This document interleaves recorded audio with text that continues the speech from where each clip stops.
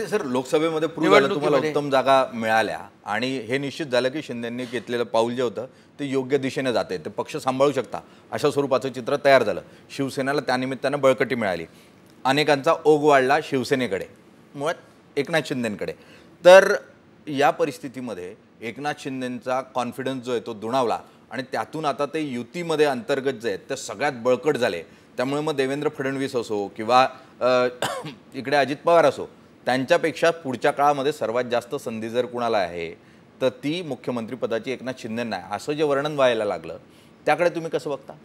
बघा, मुख्यमंत्री पदाची संधी यापेक्षा राज्याची सेवा करण्याची संधी, मला काय मिळाली यापेक्षा मी राज्याला काय देतोय, महाराष्ट्रातल्या जनतेला काय देतो, त्यांच्या जीवनामध्ये काय बदल घडवतोय, याला जास्त महत्त्व आहे. आणि म्हणून आम्हाला 2 वर्षाच्या कालावधीमध्ये आम्ही सगळे एकीकडे प्रकल्प आम्ही कार्यान्वित केले, त्याचा स्पीड वाढवला, अधिकाऱ्यांना सांगितलं आम्ही मॉनिटर करतोय, मॅनपॉवर मशिनरी सगळं वाढवा, पण हे प्रकल्प बिफोर टाईम करा.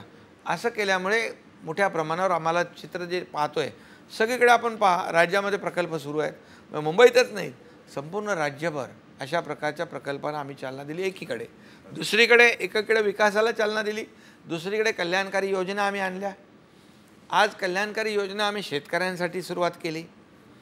तेव्हा काही निवडणुका नव्हत्या. शेतकऱ्यांसाठी आम्ही जे 6,000 रुपये वर्षाकाठी, 1 रुपयात पीक विमा योजना, आज मुख्यमंत्री माझी लाडकी बहीण योजना, मुख्यमंत्री अन्नपूर्णा योजना, लेक लाडकी लखपती, ह्या सगळ्या अगोदर आम्ही सुरुवात केली. त्याचबरोबर मुलींना उच्च शिक्षण घ्यायचं असेल, म्हणजे कुणाला डॉक्टर, इंजिनियर, वकील काय व्हायचं असेल तर त्यासाठी देखील सरकारने पूर्ण भार उचलला.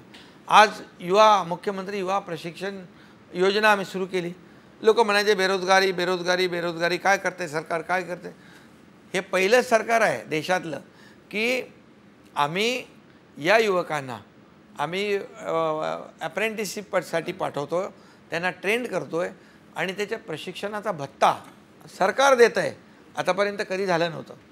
आज 10 लाखाचं आम्ही टार्गेट केलं आहे. 1.5 लाख 1.25 लाखापर्यंत आतापर्यंत या मुलांना आम्ही अपॉइंटमेंट दिलेले आहेत. म्हणजे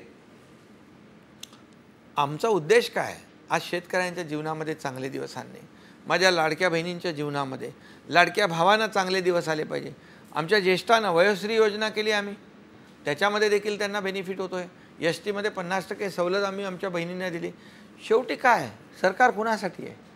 सरकार सर्वसामान्यांसाठी आहे.